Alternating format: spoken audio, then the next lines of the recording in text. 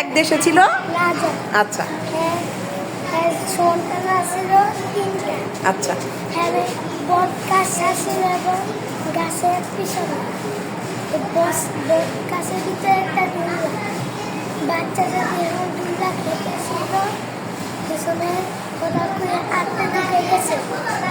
একটা ঢুকার পরে সেগুলো ওরা ঘরে এসি আছে দাদুর পাইবে বাবারে রাজা আছে না বিরিয়ানি খুঁজতে গেছিল।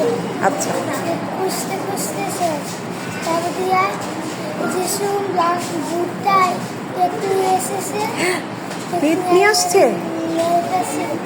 হ্যাঁ নানি খুঁজছিল নানিও মেরে গেছে আর বট গাছের ভিতরে একদম সকালবেলা দিছে বট গাছের বাগানা বট গাছ এরকম যাইতেছে কিছু এখন সন্তানটি কিছু কাছে কিছু ভালো গেছে কিছু ডাকে দিয়ে সুন্দর সব কিছু নিয়ে গেছে।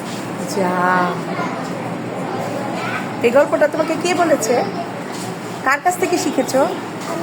প্রাইভেট তো ও আচ্ছা সুন্দর হয়েছে। যাও এই হাততালি দাও।